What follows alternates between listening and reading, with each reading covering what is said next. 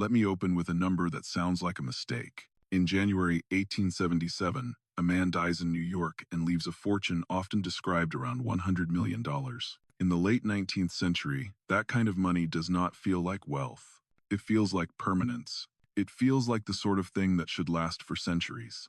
The man is Cornelius Vanderbilt. People call him the Commodore. Now, here is the question that makes this story more than a biography. How does a family inherit a fortune so huge that it looks unbreakable, and then watch it shrink until the famous mansions are sold, stripped, and demolished? Most explanations arrive quickly.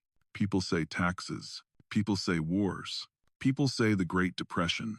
People say the world changed. And yes, the world changed. But if you follow the timeline carefully, the first cracks appear before the 20th century delivers its worst shocks. The decline begins while the money is still there. It begins inside the family, inside the culture that grows around the money. It begins when the purpose of the fortune shifts. It shifts from building machines that create wealth to building monuments that display wealth. Tonight, we are going to follow that shift. We will move from Staten Island docks to steamboat routes, from a Supreme Court case that shapes American commerce to railroad battles where men treat stock like ammunition, from Grand Central and the rise of New York as a financial capital to Fifth Avenue palaces where status is measured in stone, from Newport summers that look effortless on the surface to the armies of servants who make that effortlessness possible, from a costume ball that forces society to surrender its gatekeeping to a marriage that trades millions for a European title, and finally, to the moment when modern economics meets old luxury and the mansions fall. This is not a story about rich people being foolish. It is a story about how wealth behaves when structure weakens. Money amplifies habits. If the habit is discipline, money can last. If the habit is performance, money burns. So stay with me. The Vanderbilt paradox begins with a boy who learns that, in America, the first step to power is controlling a route. Before we go any further, let me make a promise about the structure of this episode. We are going to move forward in time, and we are going to keep the story anchored to real places, real dates, and real people. When I describe a scene, I will describe it in a way that fits what historians know about the period. No magic, no myths, no shortcuts.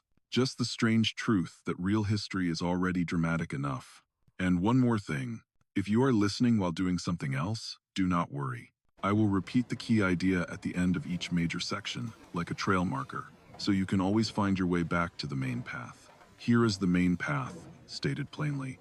The Vanderbilt fortune was created through systems, roots, networks, consolidation, control, but the later Vanderbilt culture invested more and more into symbols. Houses, parties, titles, headlines. Systems produce income. Symbols consume income. When symbols become the family identity, the math eventually wins. Now, we go back to the beginning. Before the newspapers, before the mansions, before the ball, back to a teenager on the water who learns that a root is a kind of power you can hold in your hands. Chapter 1. Staten Island, 1794. A boy learns the value of movement. Cornelius Vanderbilt is born in 1794 on Staten Island. The United States is young, still forming its identity. New York is not yet a forest of skyscrapers. It is a port city growing into its future. Cornelius grows up close to the water, where movement is life. Goods must be carried. People must be transported. Schedules matter. Weather matters. Knowledge of tides matters. A reliable crossing can feed a family. A faster crossing can beat a rival. A captain who knows the water has an advantage over a captain who only knows pride. Cornelius enters this world early. He learns the harsh basics of business. The world does not reward effort by itself. The world rewards leverage. If you can own a route, you can set the terms. If you can operate faster, you can capture more traffic. If you can scale, you can survive. He becomes known as relentless. He is not trying to be liked. He is trying to win. That edge will help him build a fortune, but it will also shape the culture he leaves behind, because a family often inherits not only money, but also the founder's beliefs about how the world works. By the time Cornelius is rising, America is entering a legal and technological revolution. This is where the Vanderbilt story connects to a famous Supreme Court case. It is a moment that shows how much law and commerce are tied together. Let me paint that early world with more texture. A young operator in the New York harbor is living inside a noisy, physical economy. There are docks crowded with barrels, crates, rope, and wet wood. There are arguments about fares and schedules.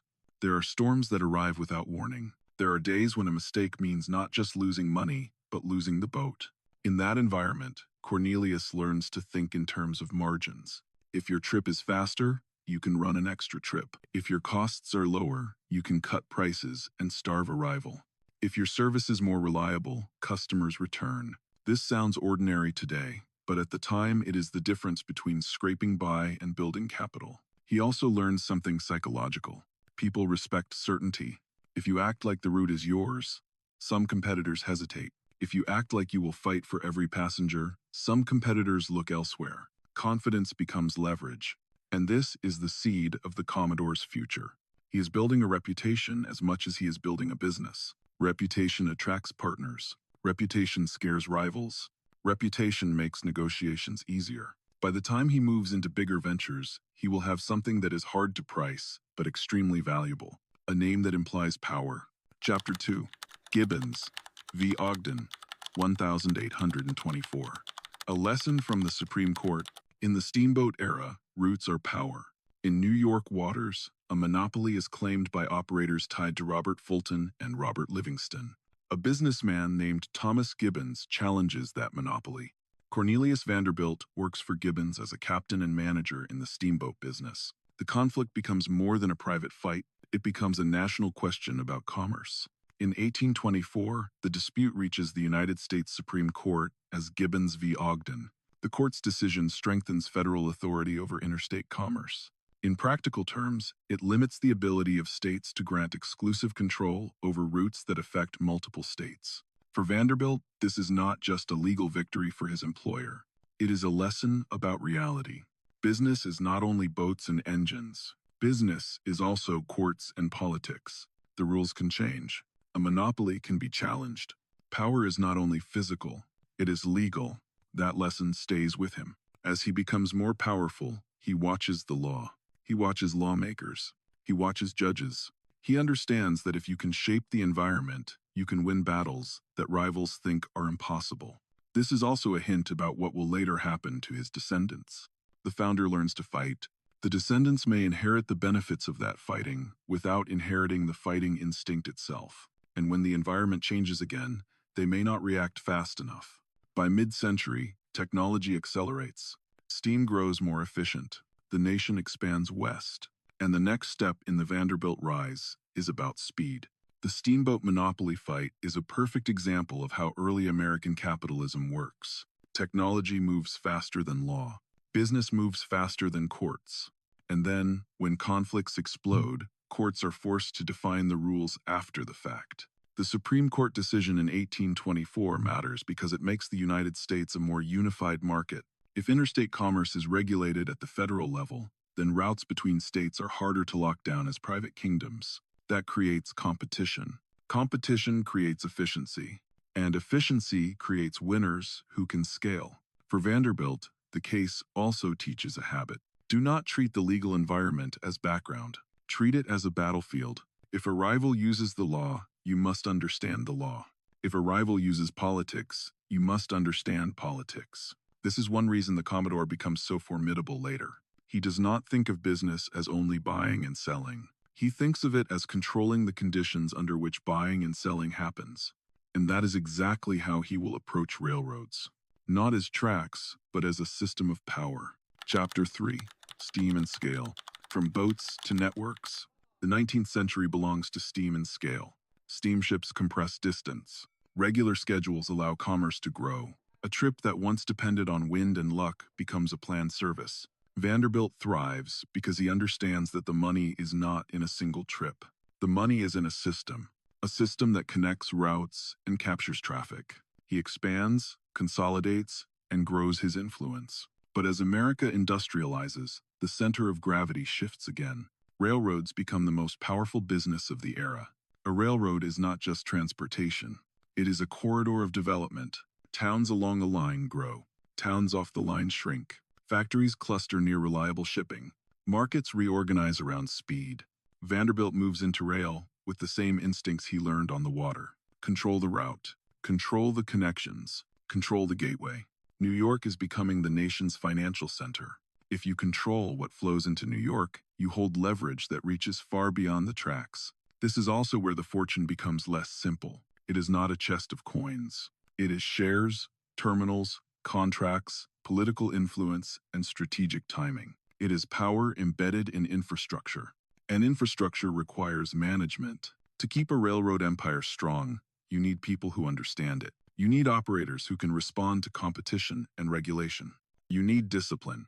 We will come back to that word again and again, because the entire Vanderbilt paradox is built around what happens when discipline fades. Before it fades, Vanderbilt achieves something that makes New York itself feel like a machine. He consolidates key lines and builds the kind of system that changes a city. When we say steam and scale, it is easy to forget what that feels like to ordinary people in the 19th century. A faster trip changes the rhythm of life. News travels quicker. Goods arrive fresher. A city can expand because supplies are reliable. A farmer can sell to a wider market. A factory can count on raw materials arriving on time. Vanderbilt's skill is recognizing that every improvement in speed creates a new map of opportunity. If a route becomes reliable, businesses move toward it. If a connection becomes cheaper, trade flows through it. He sees transportation not as a service, but as a platform. This is why he is drawn to railroads. Railroads are platforms that turn geography into profit. And because he understands platforms, he understands consolidation. It is not enough to own one line. You want the lines that feed into each other. You want to be the network that others must touch. This also reveals the hidden vulnerability of his fortune. A network can be powerful, but it must be maintained. If heirs inherit the network and treat it like a finished monument, the network will decay. And decay in infrastructure is expensive. Chapter 4. New York, Central, and Grand Central, building the gateway. One of Vanderbilt's most significant achievements is consolidating lines that connect to New York. He gains control of railroads such as the New York and Harlem Railroad and the Hudson River Railroad. He helps shape what becomes the New York Central System, a powerful corridor that links New York City with upstate New York and westward connections. This consolidation is not abstract. It affects commuters.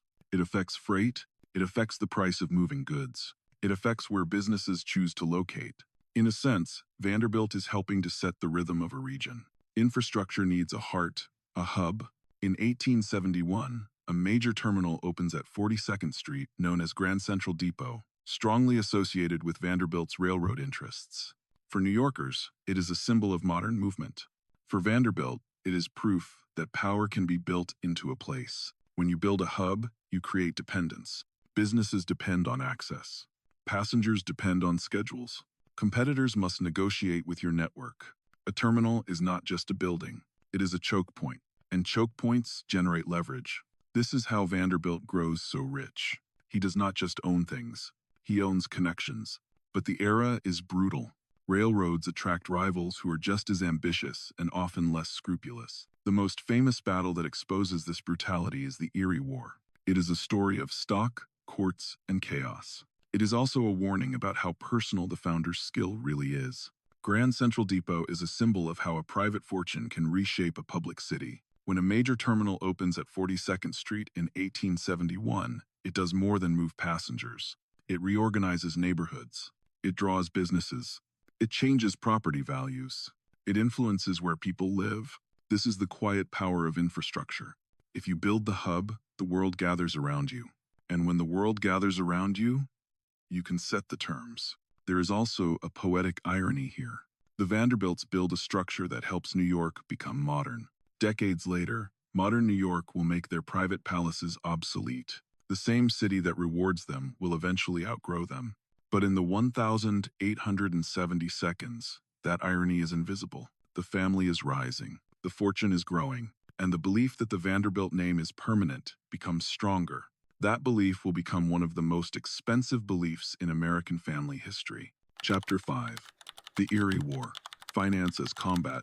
In the late 1,860 seconds, railroads are the roughest arena of American capitalism. One of the most dramatic conflicts involves the Erie Railroad. The names in this fight include Daniel Drew, Jay Gould, and Jim Fisk. These men are not quiet administrators. They are operators, schemers, and showmen. Cornelius Vanderbilt tries to gain control of Erie. The fight becomes a spectacle of finance. Shares are manipulated. New shares are issued to dilute opponents, a practice sometimes described as watering stock. Court injunctions are sought and ignored. Executives move across state lines. Politics becomes part of the battlefield. Newspapers turn business into theater. What matters here is not every detail, but the environment. Vanderbilt's fortune is built in a world where control must be defended. It is not a passive investment account. It is a living campaign. The founder succeeds because he knows how to fight. And that is the subtle risk of dynastic wealth. If the fortune is a machine that needs active, strategic management, then heirs who treat it as passive inheritance are living on borrowed time. They may have money, they may have prestige, but they may not have the instincts that created the machine. By the 1870s, Vanderbilt is old. His system is huge, and the question of succession becomes unavoidable. When he dies, he makes a decision that is rational, but also explosive. The Erie War is often remembered for its drama, and it deserves that reputation. But I want you to notice something deeper. This is not a fight about comfort or taste. It is a fight about control. Railroads in this era are almost like governments. They set prices. They decide access. They shape labor markets. They influence elections. So when men fight for railroads, they fight for the power to shape an economy. The tricks used in the Erie conflict, including dilution of shares and legal maneuvering, reveal a world where trust is not assumed. You assume your rival will use every tool available, so you learn to use tools faster. This is why founders like Vanderbilt often struggle to pass down the essence of what they do. They do not simply own assets. They actively defend and expand a position. That active defense is a skill. It is learned through conflict, and it cannot be inherited like a mansion. So, keep this in mind. The Commodore's fortune is not just money. It is a position inside a violent economic arena. When the arena changes and the family changes, the position becomes harder to hold. Chapter 6, January 1877. The Will, the Heir, and the Hidden Crack. Cornelius Vanderbilt dies on the 4th of January 1877. His fortune is often described around $100 million. In modern terms, it would be worth many billions. But the number itself matters less than what it represents. It represents concentrated power inside one family. When the will is revealed, the bulk of the fortune goes to one son, William Henry Vanderbilt. Other children receive far less. From a business standpoint, the logic is clear. Keep control unified. Avoid fracturing the empire. Protect the machine. From a family standpoint, tension enters the room. Some heirs feel diminished. Some feel resentful. Some feel trapped in a story where the chosen heir becomes the center and the others become satellites. This is an important turning point because it shapes family dynamics for decades. Even if the business remains strong, internal conflict can weaken unity. And unity matters when wealth must be managed, defended, and passed down. There is another part of the Commodore's legacy that shows a different approach to permanence. In 1873, he gives a major donation that helps found Vanderbilt University in Nashville. That gift is a monument of a different kind. It is not a private palace that consumes money. It is a public institution designed to last. Keep that contrast in mind. When money becomes an institution, it can outlive family habits. When money becomes lifestyle, it lasts only as long as the lifestyle can be paid for. Now the focus shifts to William Henry Vanderbilt, the heir who keeps the machine running. He is often described as the last Vanderbilt who truly plays the founder's game. The will creates a financial plan, but it also creates a psychological map inside the family. Who is trusted, who is favored, who is seen as capable, who is seen as secondary. Those questions echo far longer than the legal documents. Concentrating wealth in one heir can protect a business, but it can poison family unity. And unity is a form of capital. A united family can coordinate strategy. A divided family often competes internally. Internal competition can drain energy, invite lawsuits, and create decisions driven by emotion instead of logic. The Vanderbilt University donation is an especially useful contrast here. It shows that even the Commodore understood one path to permanence. If you want something to last, you can build an institution. An institution has governance. An institution has purpose. An institution can outlive the founder. A mansion is different. A mansion is a private object that must be carried by a private family. If the family loses interest or capacity, the mansion falls. So in this chapter, the map is set. The fortune is huge. The family is proud. But the first hidden crack is also set. Resentment and fragmentation. The kind that can take decades to become visible. Chapter 7. William Henry Vanderbilt. The last great operator, William Henry Vanderbilt, takes control and proves capable. He expands railroad holdings. He strengthens the empire. He keeps the fortune growing. He also lives in an age of rising public anger toward wealthy industrialists. People see railroads as powerful and sometimes exploitative. They see monopolies and suspect manipulation. They resent the gap between working life and elite luxury. William Henry is not a politician. He is a businessman. He focuses on the machine. When critics attack, he responds with the blunt confidence of a man who believes efficiency is its own justification. In the public imagination, he becomes part of the story of powerful capital. But inside the family, something else is happening. William Henry's children are growing up in wealth so large it feels natural. They did not endure Staten Island mornings. They did not fight steamboat monopolies. They did not build the first routes with scraped knuckles. They are heirs to a completed world. This is how dynasties often change. The first generation builds. The second generation expands. The third generation is born into abundance, and abundance quietly changes what feels normal. When William Henry dies in 1885, the fortune is enormous, but it is now spread across his heirs. The money remains huge, but control begins to loosen. The Vanderbilt machine is no longer guided by one firm hand. It becomes a family with many hands, many ambitions, and many appetites. Now we meet the grandchildren, because the Vanderbilt paradox is not only about money, it is about culture. It is about identity. And the grandchildren inherit a culture that increasingly treats wealth as a stage. William Henry Vanderbilt is fascinating because he shows what succession can look like when it works. He does not simply inherit and coast. He manages. He expands. He keeps the system alive. But his success has a side effect. It makes the fortune feel even more permanent to the next generation. If the money grew under the air, why would it ever stop growing? If the system worked for decades, why would it ever fail? This is a common dynastic illusion. Each generation assumes the conditions that created the fortune will continue. But conditions never continue. They evolve. William Henry's death in 1885 also creates the next structural shift. The fortune is no longer concentrated. It is divided among heirs and branches. Even if the total fortune is immense, each branch now makes its own choices. Some branches stay closer to business. Others move closer to society. Some people are cautious.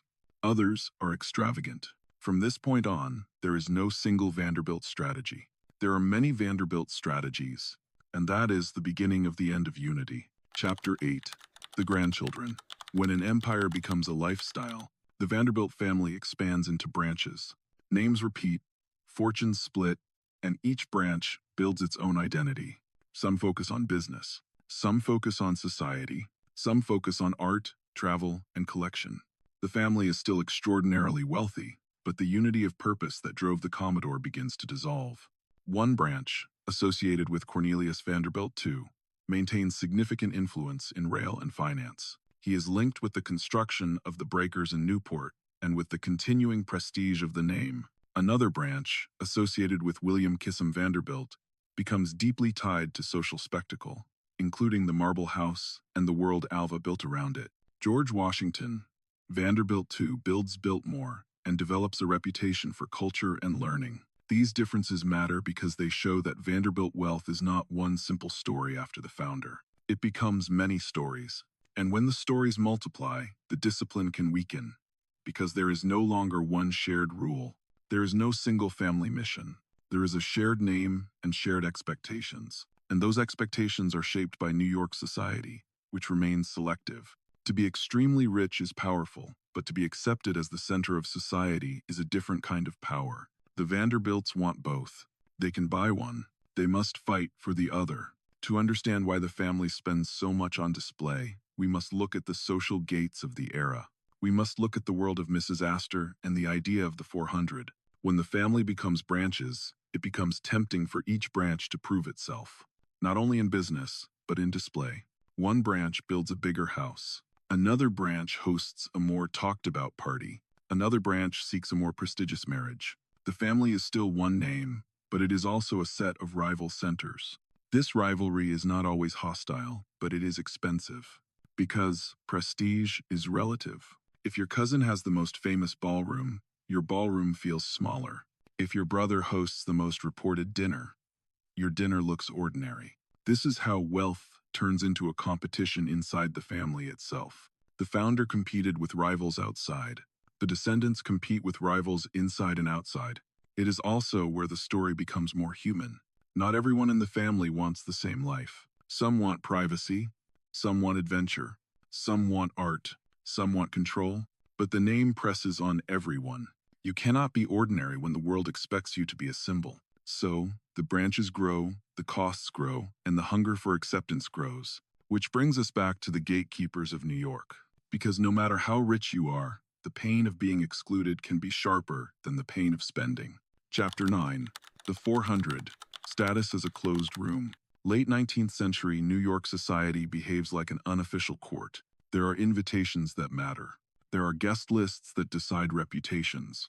There are rules, spoken and unspoken, about who counts. Caroline Astor, widely known as Mrs. Astor, sits near the center of this world. Her approval is a kind of currency. The concept of the 400, popularized by society figures like Ward McAllister, captures the exclusive mood. It suggests that society has limited space, as if only a few hundred people truly fit into the inner circle. Whether the number is literal or symbolic, the message is clear. You can be rich and still be treated as an outsider. You can own railroads and still be judged as new. You can buy diamonds and still be denied a seat in the right drawing room. In that environment, money becomes a tool for compressing time. Old families accumulated status over generations. New families try to achieve the same status in a decade. To do that, they spend with urgency. They also build with urgency. Architecture becomes a public argument. A mansion says, "I am here." A mansion says, "I have arrived." A mansion says, "You cannot ignore me." But this social economy has a trap. Prestige is relative. It is never final. You must renew it constantly, and renewal costs money. This is why Fifth Avenue becomes a battlefield. Not a battlefield of weapons, but of stone, light, music, and rumor. And once Fifth Avenue is a battlefield, the costs become endless. The 400 idea captures something that is hard to explain to modern audiences. In an age before social media, before celebrity culture as we know it, the elite still live under a microscope. Reputation travels through gossip, newspapers, and carefully staged events. A single invitation can change how a family is treated for years. For a new money family, exclusion is not just insulting. It is a threat to long-term influence. Business deals are social. Marriages are social. Political access is social. Being outside the inner circle can limit all of that. So the family spends to buy the right kind of visibility. Not visibility as scandal, but visibility as centrality. They want to be the people around whom society turns. And this is where architecture becomes a social argument. It is not simply about comfort. It is about proving that your wealth is not temporary. A mansion is a physical claim that says, "I will still be here next year, and the year after that." The tragedy is that the claim is expensive, and the more you try to prove permanence, the more you endanger it. Chapter 10. Fifth Avenue Mansions.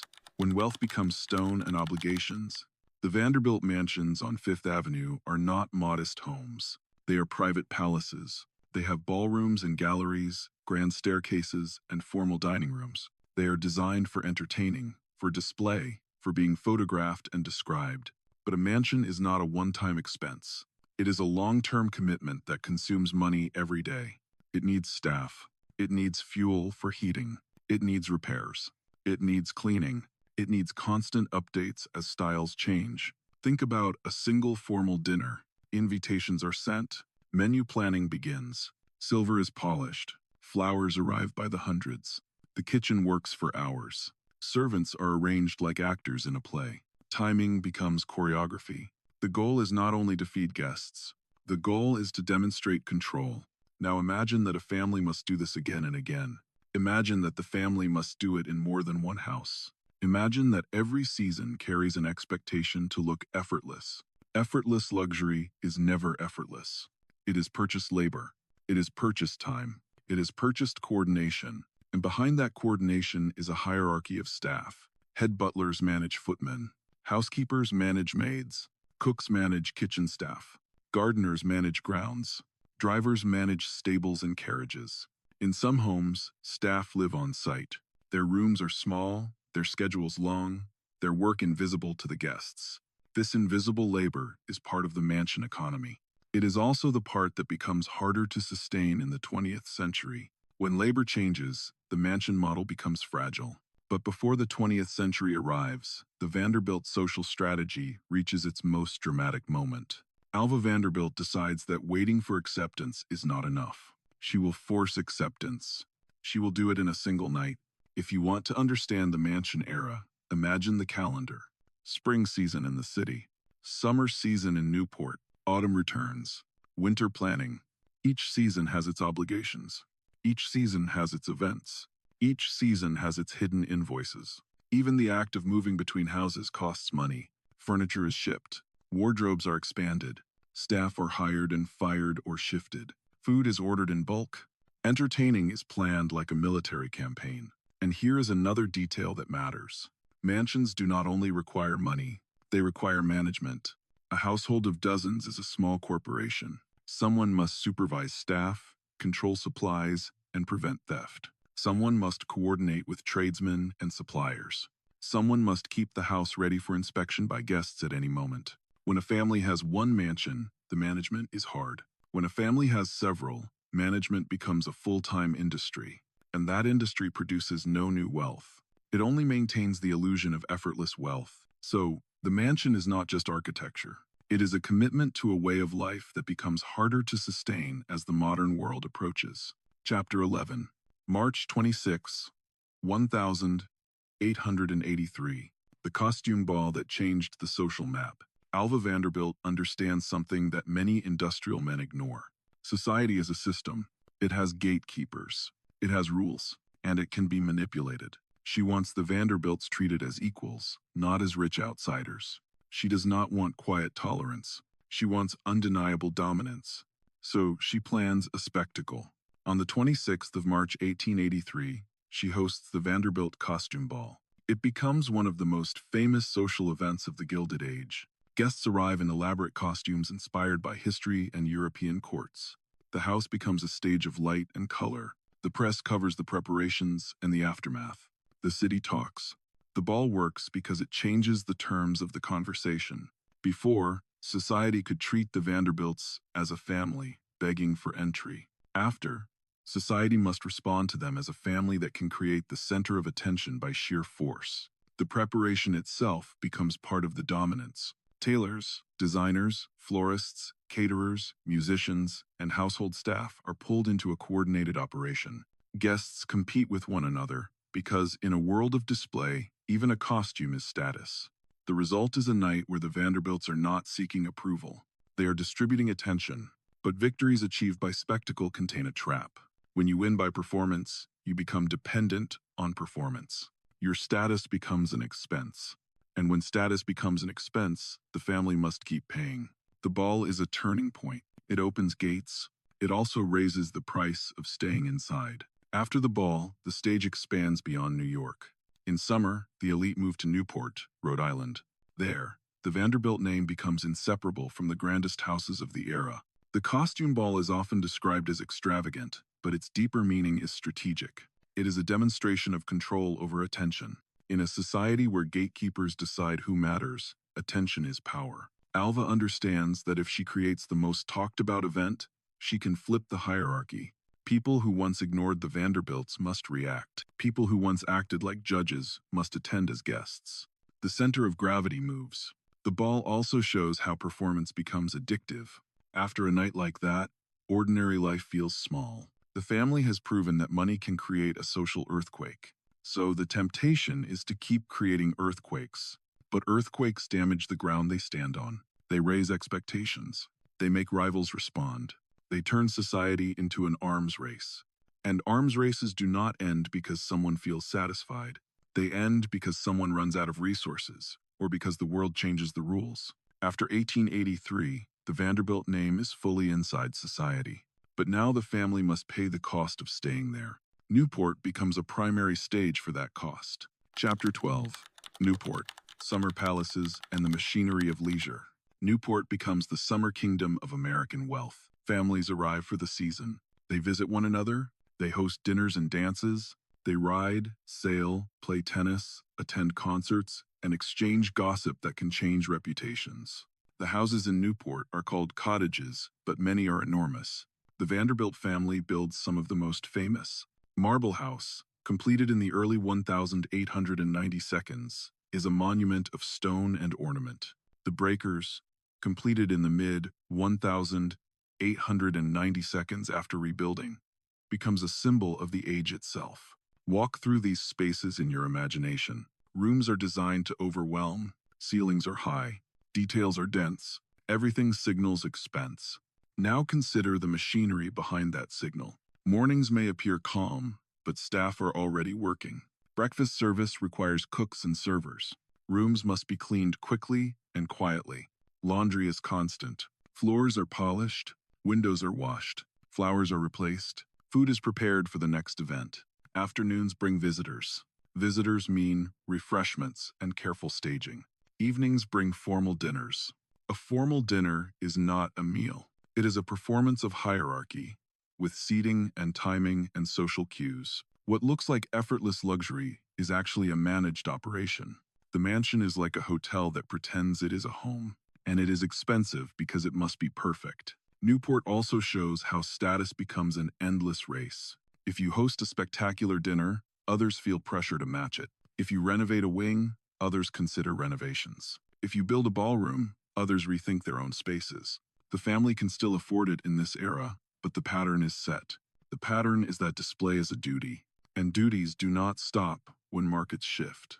In the Vanderbilt story, Newport grandeur is also tied to personal drama. Alva Vanderbilt's marriage and choices become public, and they reveal how society itself can be both weapon and prison. Newport is sometimes remembered as pure pleasure, but it is also a system of signaling. A family arrives in Newport and announces that it is still powerful. The house must look perfect. The schedule must be full.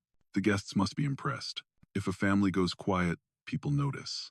If a family cuts back, people whisper. This is why Newport is so expensive. It is not only the house. It is the requirement to appear active and admired. Newport also creates a special kind of logistical spending. Fresh food must be delivered.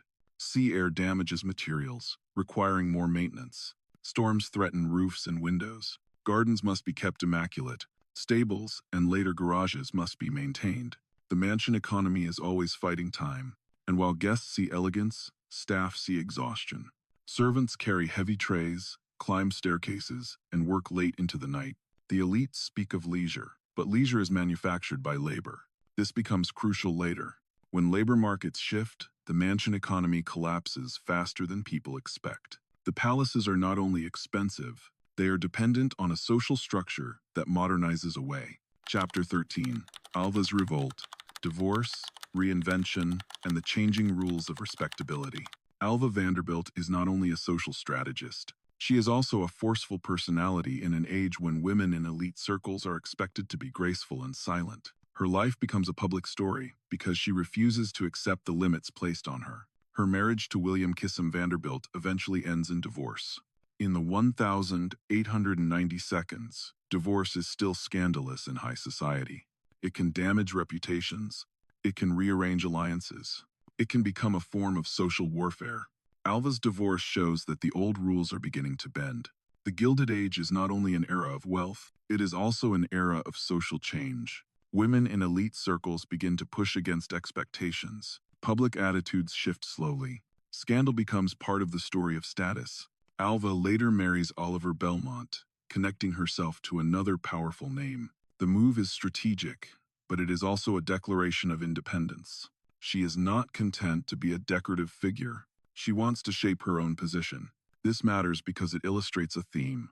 The Vanderbilt world is built on performance, but performance does not prevent conflict. In fact, performance can intensify conflict because every personal choice becomes public. The family is still rich, the family is still famous, but the family is becoming more complex, more fragmented, and more exposed. And now we arrive at the most famous example of wealth being used to buy legitimacy. It is the story of Consuelo Vanderbilt and the Duke of Marlborough. Alva's divorce is one example of how the era is changing. The late 19th century is not frozen. It is a period of tension between old respectability and new realities. Divorce in elite circles signals that wealth can challenge social rules. It also signals that the private lives of powerful families can no longer be fully protected. Newspapers report, society judges, and judgment becomes part of the cost of being famous. Alva's reinvention, including her later marriage to Oliver Belmont, connects two great names of the era. It shows how social capital can be rebuilt. But rebuilding social capital often requires more spending, more performance, more visibility. So even personal drama feeds the larger pattern. The Vanderbilt story is not only about money leaving the family, it is about money being used to control narrative. When narrative becomes the goal, spending becomes the tool. Now we return to the most famous narrative transaction of all. Consuelo's marriage, which is both a personal story and a symbol of an international economic imbalance. Chapter 14, Consuelo and the Duke, a title bought with American money. Consuelo Vanderbilt is born into extraordinary wealth. She is also raised in a world where status is treated like oxygen. For some families, a daughter is loved as a person. For other families, a daughter is also treated as a bridge in a strategy. Across the Atlantic, many European aristocratic families have titles and estates, but their finances are strained. Estates are expensive to maintain. Agricultural income is less reliable. Modern economies are changing. Prestige remains, but cash can be scarce. In America, the opposite is true. New fortunes appear quickly. Families have money, but they still crave the feeling of ancient legitimacy. They want a link to a world that looks older than theirs. Out of this imbalance comes a trend.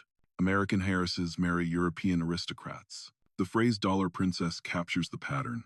On the 6th of November, 1895, Consuelo marries Charles Spencer Churchill, the 9th Duke of Marlborough, at St. Thomas Church in Manhattan. The event is reported widely. The image is glamorous. A Vanderbilt becomes a duchess. America watches as money and title exchange hands. The marriage includes major financial arrangements. Accounts often describe a settlement around $2.5 million in railroad stock or an equivalent package. The specifics vary by source, but the purpose is consistent.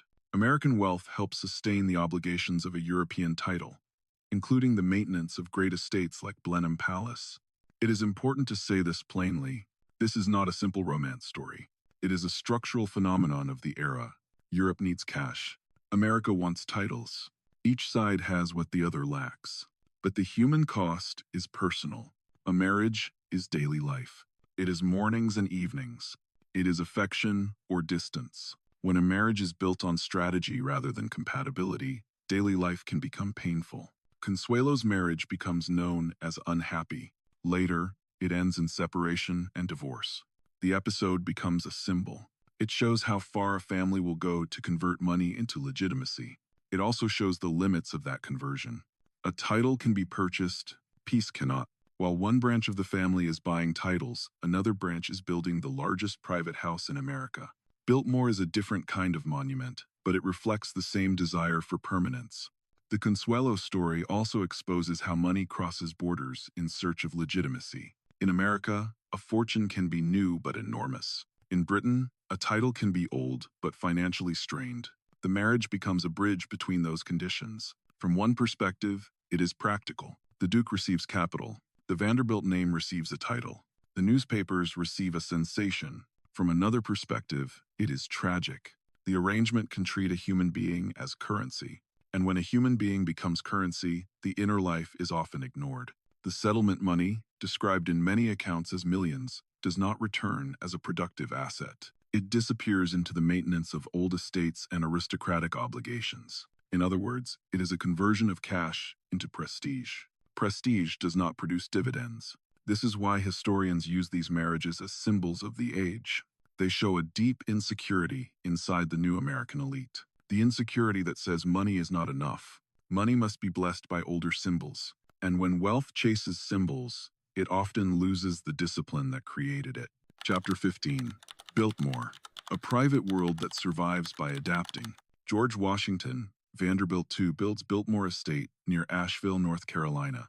Construction begins in the late 1882, and the house is completed in 1895. Biltmore is enormous, designed like a French chateau on an American landscape. The project brings together major designers. Architect Richard Morris Hunt designs the house. Landscape architect Frederick Law Olmsted shapes the grounds. The estate includes forests, farms, and managed land. It is meant to be more than a residence. It is meant to be a world. Biltmore reflects a Vanderbilt desire to translate wealth into legacy, but it also reflects something else. It includes planning and management. Parts of the estate are treated as working landscapes. That practical side matters later, because in the 20th century, Biltmore survives largely by adapting. It becomes a destination and a business. It does not remain only a private burden. It finds a role that produces income. It becomes part of the public memory of the Gilded Age. This is an important contrast. Some Vanderbilt monuments survive because they adapt. Many do not survive because they remain only expenses.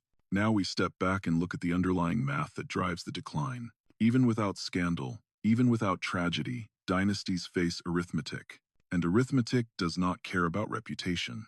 Biltmore deserves extra attention because it shows both extremes of the Vanderbilt instinct. It is extravagant in size, but it is also unusually planned. It involves forestry, land management, and long-term thinking in a way that some city mansions do not. This is part of why Biltmore survives. It can be reorganized into a functioning enterprise. It can open its doors. It can become a destination. It can earn revenue. Many Fifth Avenue palaces cannot do that. They sit on land that is too valuable, where commercial buildings win. And many Newport houses survive only if they become museums and attractions. So Biltmore is a clue. The monuments that live are the monuments that can adapt.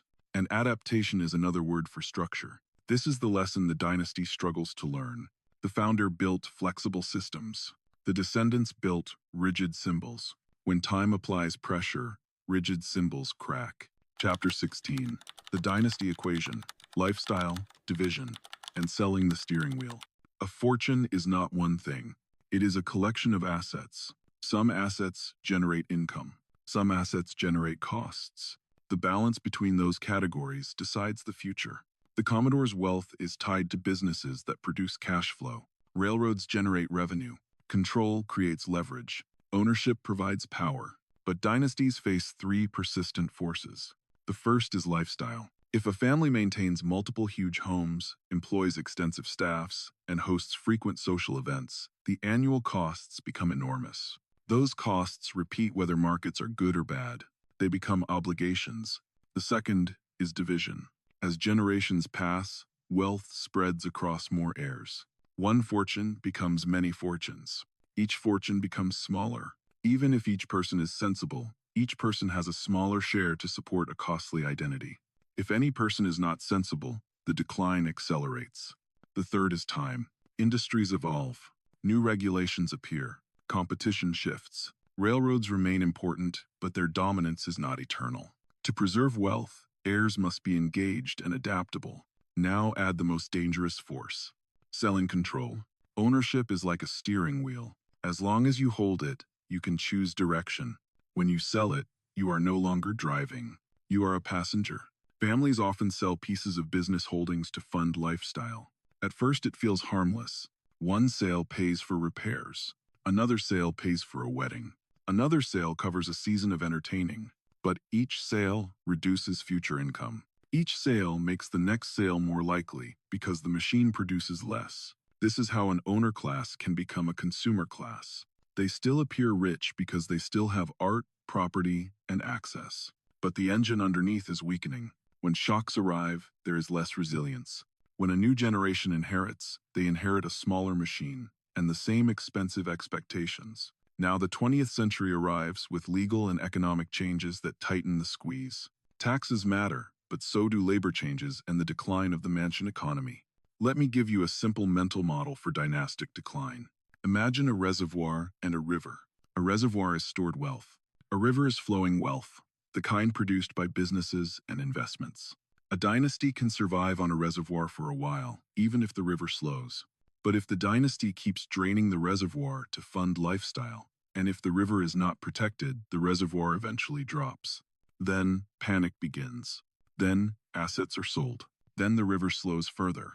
Then the reservoir drops faster. This is why selling ownership is so dangerous. You are selling the river. You are selling future flow to pay for present appearance. Once this pattern starts, it can accelerate, because each generation inherits less flow, but often inherits the same expectations. The expectations are cultural. They are taught. They feel like identity. So the dynasty equation is not only arithmetic. It is psychology plus arithmetic, and psychology usually loses to arithmetic in the end. Chapter 17.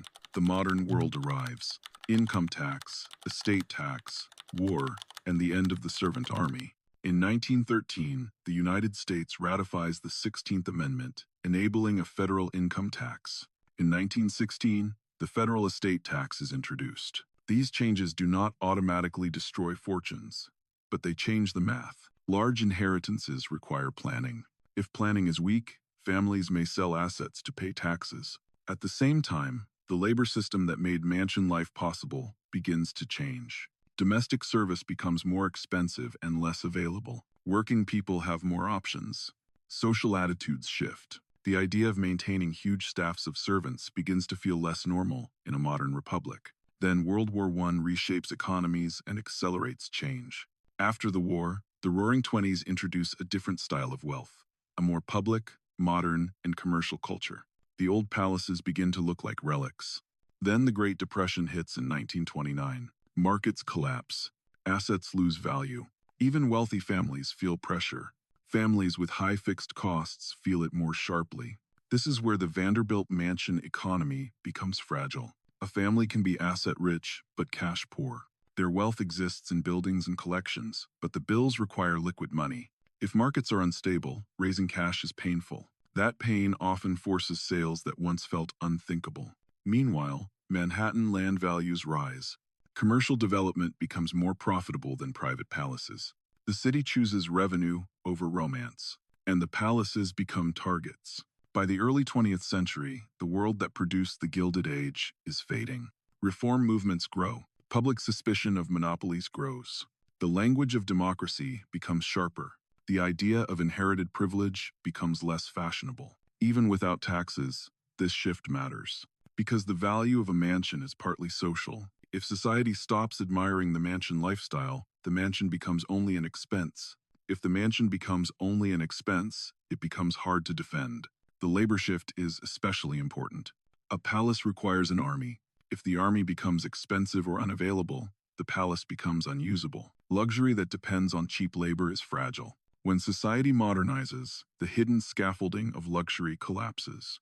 Add war, add economic instability, add market crashes, and the old model starts to fail. Not because beauty disappears, but because beauty cannot pay its own bills.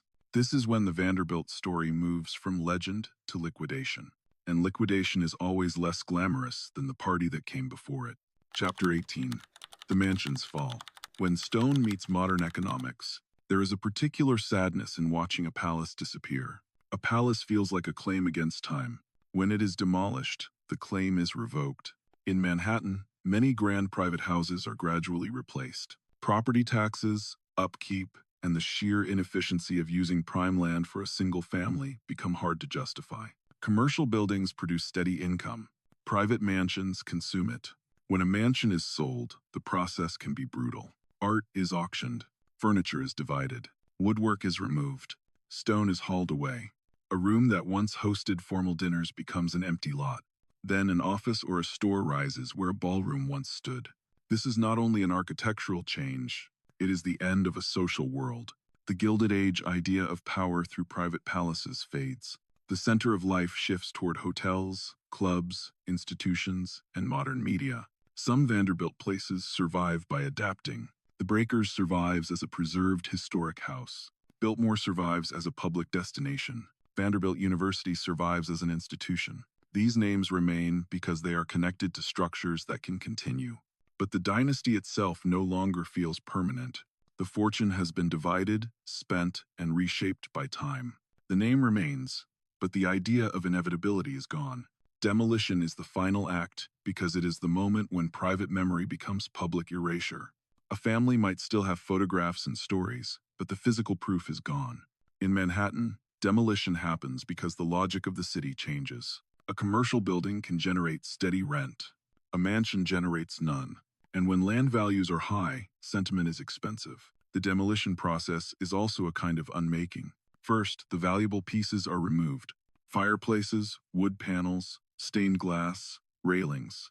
Then the walls are reduced. Then the lot is cleared. Then a new world rises. It is easy to blame a generation for selling a house. But selling is often the last option after years of pressure. When maintenance costs, taxes, and market conditions combine, even a famous family can face simple choices. Keep a symbol and bleed cash, or sell the symbol and survive. When the family chooses survival, the symbol disappears.